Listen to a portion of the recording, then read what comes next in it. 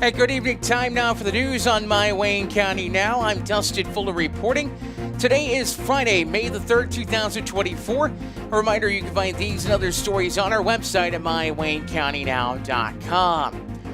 Over the winter, the village of Sisney closed down the burn pile area in town because of abuse to the use of the dumpster area. In March, the area reopened as there was a need to dispose of tree limbs and yard waste. Once again, officials are talking about closing the village burn pile, this time for good. According to village collector and treasurer Jennifer Eckelberry, village officials have recently found chairs, construction materials, and trash bags in the village burn pile. Eckelberry says that the village officials have cleaned up the mess this time, but issues a stern warning that if the issue reoccurs, then they will be looking at closing the burn pile for good. Recently, trash rates in the village went up slightly as part of a contractual agreement. Also, the village has reported an uptick in the use of trash services by those who do not live in the village limits and that have family and friends who live in the area. Eckelberry says that activity could also see a rise in village trash rates in their future contracts. Officials with the Wayne County Jail have posted their update through the month of April. Jail officials say that they're currently housing 20 detainees, with 6 of those being sentenced to county time and an additional 3 serving weekend sentences.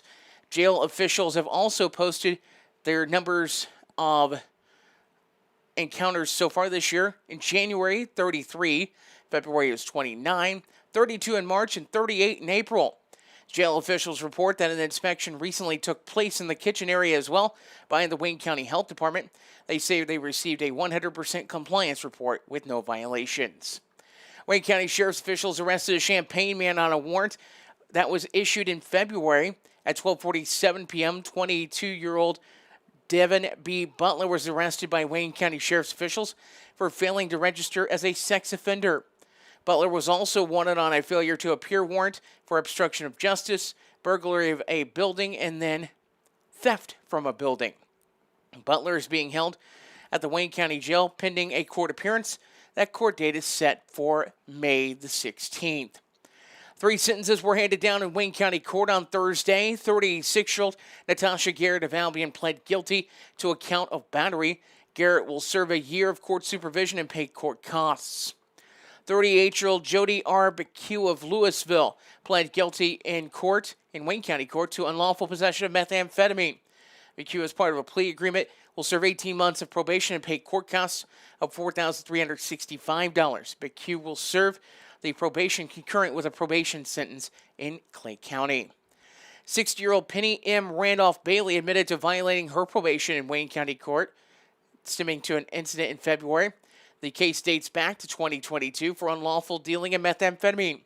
She was sentenced to 180 days in the Wayne County Jail and will serve 2 additional years of probation. She will also be responsible for court costs. The Sisney FFA chapter meetings, the conduct of chapter meetings took place in Peoria on Thursday. Team members on that team include Kinsey Alvis, Claire Matthews, Michaela Morse, Aiden Dickey, Allison Shannon, Mickey Hurl, and Ava Lewis. Team finished up second as the second-place team in the Illinois FFA Conduct of Chapters Meeting Leadership Development event, also held Thursday. Overall individual honors include third-place chair Kinsey Alvis and top 10 overall floor members Mickey Hurl first, Allison Shannon second, and Aiden Dickey fourth. Each team member completed a written test and answered oral questions demonstrating knowledge of a parliamentary procedure. As a group, a 13-minute session, which involved official FFA opening and closing ceremonies, was presented before a panel of judges. The team had advanced through section and district competitions to compete as one of 10 Illinois FFA chapters at the event. As a first-place winner, Mickey Hurl will be recognized on stage during the first general session of next month's Illinois FFA State Convention in Springfield. The Sisney FFA Parliamentary Procedure Team finished third at the Illinois FFA State Parliamentary Procedure Leadership Development event that took place in Peoria at Illinois Central College on Thursday as well. Sisney FFA parliamentary procedure team members included Alex Paul, Allie Brock, Ellie Krupp, Cadence Hyder, Macy Tannehill, and Joshua Biggs. Individual honors include 4th place chair Joshua Biggs and 5th place overall floor member Alex Paul. The 6-member team completed individual written exams of parliamentary law, answered oral questions pertaining to his or her assigned motion, and participated in the 11-minute demonstration of parliamentary procedure. FFA chapters have to advance through section and district rounds to qualify as one of 10 teams in the state to compete at the state event. Sisney Village Hall has released their list of rummage sale places that are scheduled for tomorrow. According to that sheet, 21 rummage sales are taking place. There's also a pork burger and bake sale fundraiser taking place at the Sisney Park. That is being put together by the Round Prairie Church. To see the list, you can go to mywaynecountynow.com and look for the story. Wayne City's rummage sales are going on tomorrow as well. We have a list of who is selling what at Wayne City with this story at mywaynecountynow.com. The Fairfield Public Library has announced their summer reading program for the year. The summer reading program runs May 18th through July 5th. Final day to register is June 1st. The program is free and geared towards those in 1st through 8th grades. Library officials say there will be prizes for those who meet reading goals. At the end of the program, there will be a special summer reading skate party at Skateland Roller Sport. That will take place July 5th from 10 a.m. until 12 noon. All registered readers are allowed to participate in the free skate. For more information on the summer reading program at the Fairfield Public Library, call 618-842-4516. The City of Fairfield is accepting applications for fire and police departments to update eligibility lists. Officials say that testing dates are June 7th and 8th. To get an application, you can visit the city's website or stop by Fairfield City Hall to pick up that application. We'll take a look at your weather forecast coming up in just a few moments. This is Wayne County Now. When you need concrete or masonry work, New Gen Concrete is your go-to in Wayne County and the surrounding area. They can help you finish that concrete project with anything from flat work, stairs and stem walls to decorative stamping and masonry resurfacing. New Gen Concrete, set in stone on Williamson Drive in Fairfield. Call 618-516-5002 or email them at newgenconcretellc@yahoo.com to get on the schedule today. And time now for a look at that weather forecast. Well, let's just say we're looking 5 days out as the National Weather Service Storm Prediction Center in Norman, Oklahoma has indicated that there's now a chance of severe weather of Tuesday next week. According to the 4 to 8 day outlook, there are chances on Tuesday, day 5 of that outlook. It's showing a 15% chance of severe weather for the area. Weather Service officials say the large-scale upper trough low will be forecast to gradually occlude over the northern plains on Tuesday, but an enhanced mid-level jet stream and embedded vorticity maximum will likely overspread parts of the upper Midwest, mid-Mississippi Valley, and Ohio Valley through Tuesday evening. An expansive warm sector will likely be in place across the region ahead of a surface cold front and dry line. Robust convection should develop along ahead of the boundaries throughout the day. Sufficient instability and deep layer shear will likely exist to support organized severe thunderstorms, including supercells posing a threat for all severe hazards. The northeastward extent of the warm sector remains somewhat uncertain into the Ohio Valley. Still, some severe risk will be possible to persist into Tuesday evening and through the overnight, with eastward extent across the mid-Mississippi Valley and lower Ohio Valley and Midwest. Expansion of the 15% severe area may be needed in later outlooks pending better model agreements and increased confidence in the eastward extent of the rich low-level moisture and related instability. That is from the Weather Service. As the Weather Service is also saying that there's daily chances of showers and thunderstorms in our area. Saturday has a chance of showers and storms, but looks looks the driest over the next several days of the days. Heavy rain and some severe weather could actually emerge even sooner, as close as Sunday or Monday. Better chances of strong storms and heavy rain appear Tuesday into Thursday. It's too early to know the specifics at this time. Taking a look at your weather forecast this evening, mostly cloudy skies, the low 60. Slight chance of showers in the forecast. Showers, thunderstorms possible for Saturday.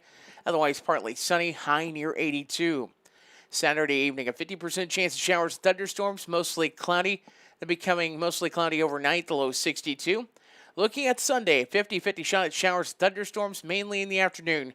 Partly sunny, high of 78. Showers, thunderstorms in the forecast every day for the next several days. Temperatures will range from the upper 70s to low to mid 80s for the period.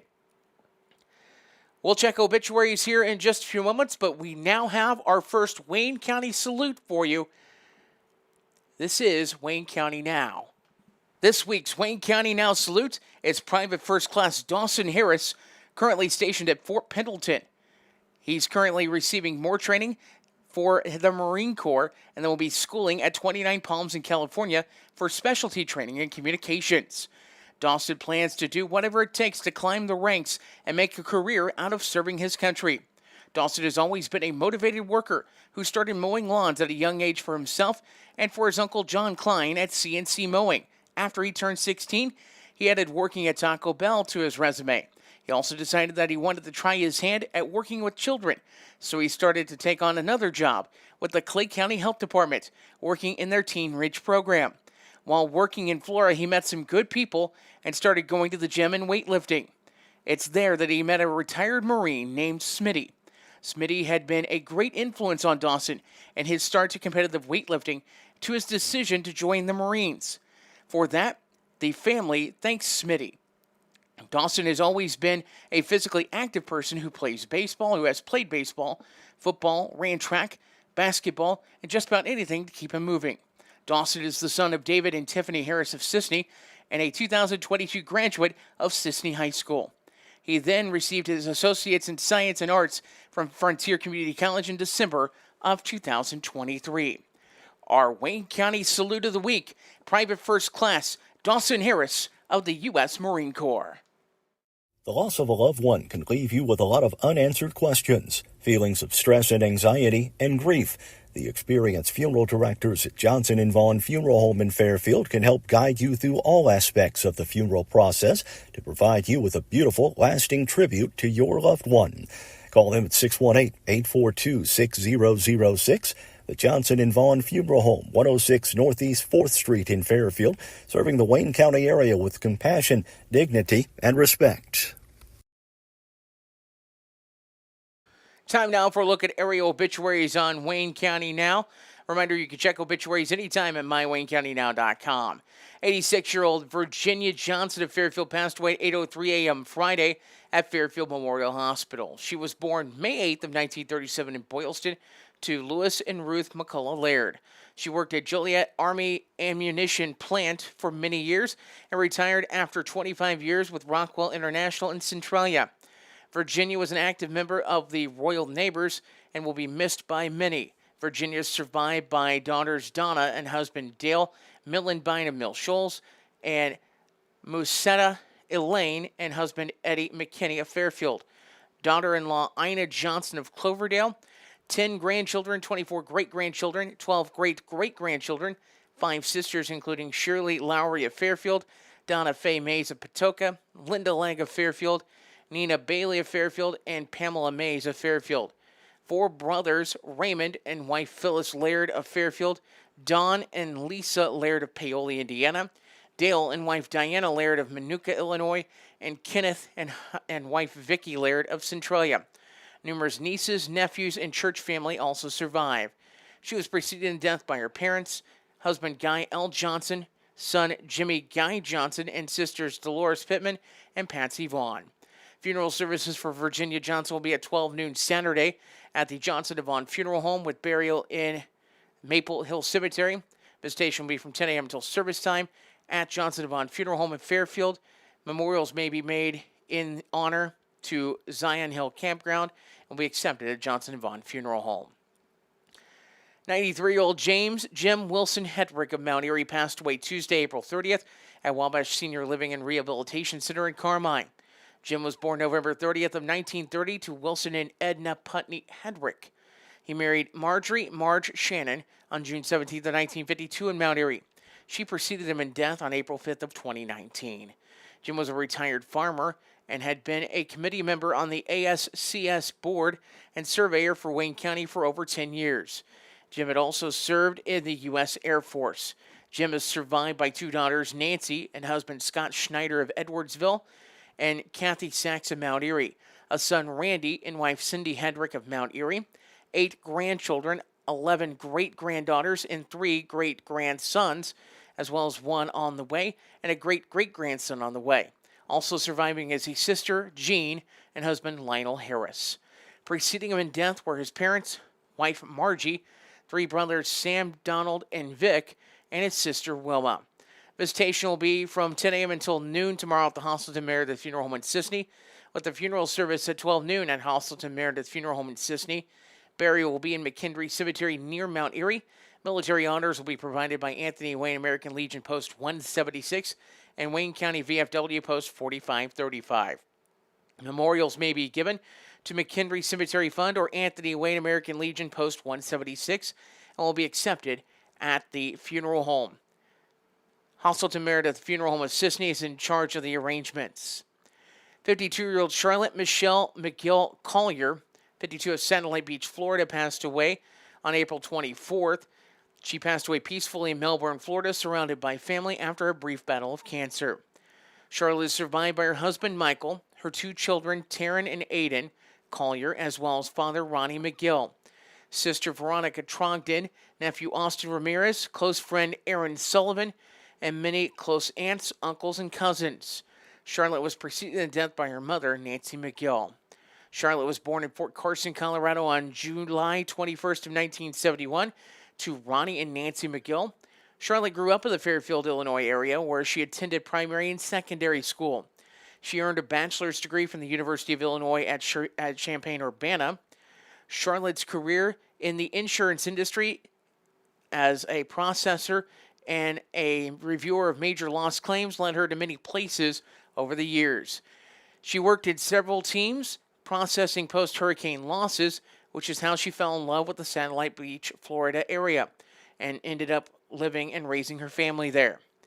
Funeral services for Charlotte Collier will be at 1 p.m. Monday at the Johnson & Vaughn Funeral Home in Fairfield. Burial will be in Maple Hill Cemetery. Visitations from 11 a.m. until service time Monday at the Johnson & Vaughn Funeral Home. We've got to look at community calendar information next. This is Wayne County Now.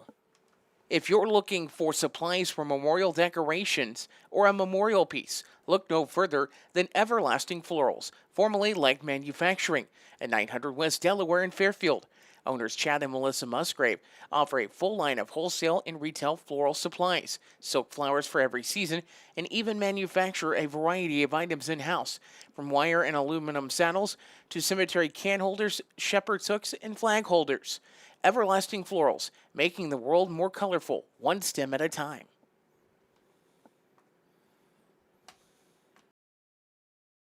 Time now for a look at what's going on at the community calendar. On the community calendar, Hope Ministries Food Pantry at 112 Church Street in Jeff will be holding a supplemental food giveaway that will take place from 9 a.m. until 11 a.m. tomorrow. Lineup will start near Jeff Grade School. Officials ask that you remain in your vehicle, register, and volunteers will load your vehicle for you. Boy Scout Troop 185 in Wayne City will be holding a pork burger fundraiser from 9 a.m. until 1 p.m. in the parking lot at the Methodist Church in Wayne City. Funds will be used for troop events. Another fundraiser for pork burgers going on tomorrow in Sisney. It's part of their area rummage sales. The rummage sale pork burger fundraiser will take place at the City Park in Sisney. The event is being put on by one of the churches in Sisney. We've got more information on that with this story at mywaynecountynow.com. Also going on in Wayne City for Saturday evening, Wayne City Matters will be holding a teen night Saturday, May the 4th. Sign-ups begin at 5 p.m. in the Wayne City Baptist Church. From 5 until 7, those participating can go around to different locations throughout town, play games, and earn meal tickets or point tickets. From 7 until 9 in the evening, participants can bring back those tickets and meet back at the Baptist Church for free pizza and drinks. Participants can also enter those tickets for chances to win prizes. Several local businesses and community members are pitching in to make the event a reality. The Wayne County Shrine Club will be selling Vidalia onions tomorrow downtown. $10 will get you a 10-pound bag. The money goes towards Shriner projects. The courthouse will be holding a pork burger brat and bake sale. That is set for Saturday, May 18th. All proceeds will go towards the family of 10-year-old Hayden Kisson. He is going through a battle for his life right now with HSP. If you would like to donate, you can call 618-516-1214 or 618-599-7899. Also, again, that pork burger brat and bake sale is set for Saturday, May the 18th. It'll be held at the Wayne County Courthouse. If you have a community calendar note, you can send it to us, news@mywaynecountynow.com, or fill out community calendar submission form at mywaynecountynow.com. We'll take a look at sports next. This is Wayne County Now. Dive into summer with the latest styles at Carnaby Square in downtown Fairfield. From top to bottom, Carnaby Square has everything you need to embrace the season in style with brands like Charlie B, Multiples, Jess and Jane, Lucky Bird, and Tribal in sizes from small to extra, extra large. Plus, Carnaby Square carries the largest selection of Brighton purses, jewelry, and accessories around. Carnaby Square, the fashion leader in Southern Illinois, located at 115 East Main Street in Fairfield, making you look great since 1980. Whatever your project might be, Gibbs Excavating and Land Management, LLC has the right tool and the expertise to get the job done right. The crew at Gibbs Excavating and Land Management can handle any job from stump grinding or forestry mulching, driveway repair, concrete demo and rock work to dirt and auger work, trenching, and even garden tilling. Call 618-516-1462 or email Austin at austingibbs70@yahoo.com to schedule your free estimate today. It's time now for sports on Wayne County Now, and we do know there's a track meet going on for the FCHS Mules. It's down at DuQuoin. Don't have results from that at this time, but as soon as we can get those results, we will get them out to you. Taking a look at what's going on in professional sports, we're going to start off with the NHL on the ice tonight. It's Vancouver and Nashville matching up. Vancouver a 3-2 lead in that series. Also tonight, Dallas and the Vegas Golden Knights. Dallas holds a 3-2 edge in that series. Taking a look at the NBA playoffs. There's some action on the slate for tonight. The Cleveland Cavaliers will take on the Orlando Magic. Cleveland leads that series 3-2 heading into Game 6. LA Clippers take on Dallas Mavericks. That's this evening as well. Dallas a 3-2 lead in that series. And the Lakers, after 2 seasons, have let head coach Darvin Ham go as the Lakers went to the West Finals in 2023, but the team lost in the first round of the NBA playoffs in 2024. Over the last 3 years, the Lakers have gone 123 and 123. That has been news, weather, and sports. Actually, I did not give you MLB baseball. So let me get you baseball real quick, and then we'll go. On the baseball docket, the Reds and Baltimore Orioles actually supposed to be playing right now. They're in a weather delay.